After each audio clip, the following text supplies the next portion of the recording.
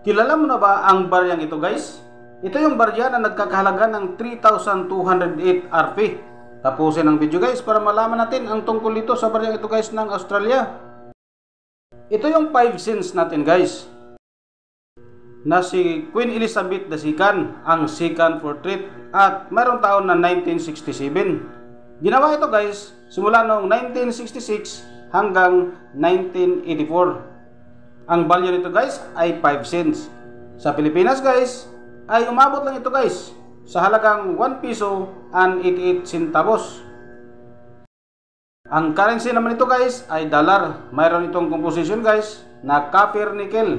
75% ang copper, 25% ang nickel. Ang timbang nito guys ay umabot lang ng 2.83 grams at mayroong diameter na 19.41 mm. Mayroon ding thickness na 1.3 mm. At ito naman guys ang ating obverse, ang second portrait of Queen Elizabeth II, facing right, wearing the Girls of Great Britain and Ireland tiara. Mayroong lettering na Elizabeth II, Australia, 1967. Ang designer nito guys ay si Arnold Machen. Ito naman guys ang ating reverse, ang short-beaked echidnas or spiny anteaters, at tinatawag na Tachyglossus aculeatus and denomination incense. Mayroong lettering guys na 5SD. Ang designer nasa si Stuart Devlin.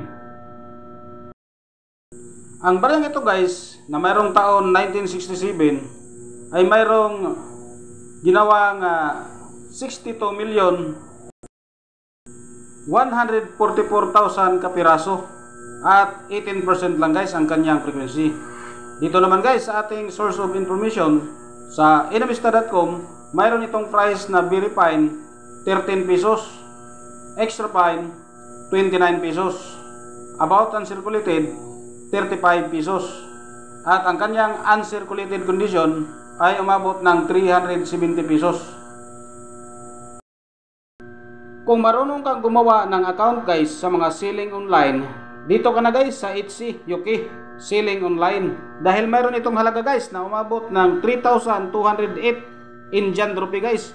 Sa Pilipinas guys ay umabot din sa halagang 2,085 pesos 20 centavos.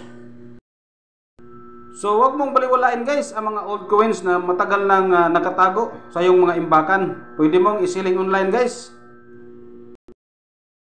Circulated coins pa lang yung guys ay umabot na ng 2,085 pesos 20 centavos.